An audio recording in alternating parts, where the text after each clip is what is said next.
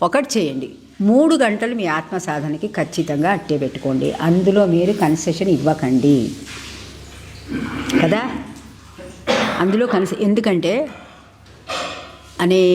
ఇది చాలాసార్లు చెప్తాను, అనేక జన్మ సంప్రాప్య కర్మబంధ విదాహినే ఆత్మజ్ఞాన ప్రదానేన తస్మై శ్రీ గురవే నమః.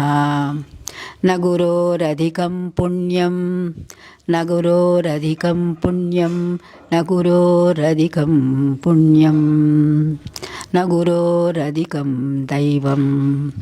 అంటే ఒక సద్గురువు దొరకటమే ఎన్నో జన్మల పుణ్యఫలం, ఎన్నెన్నో జన్మల పుణ్యఫలం. ఎందుకంటే మీరు ఎంచి చూసుకోండి, ఎంతమందికి గురువులు ఉన్నారు. మీరు ఎంతో చక్కగా ఆ గురువులు చూపించినటువంటి మార్గంలో ఆల్రెడీ కొంత దూరం నడిచారు, ఒక క్రమశిక్షణకి వచ్చారు, ఆశ్రమాన్ని నిర్మించుకున్నారు, ఆశ్రమానికి కావలసినటువంటి వసతులు ఉన్నాయి మనకి. ఆ మార్గంలో నడుస్తున్నారు, దాన్ని ఇంప్రూవ్ చేసుకుంటూ వెళ్ళటమే అంతే. ఎందుకంటే ఎవరికి కూడా గురు మార్గం అనేది అంత ఈజీగా దొరకదు, మనం అనుకుంటున్నాం కానీ.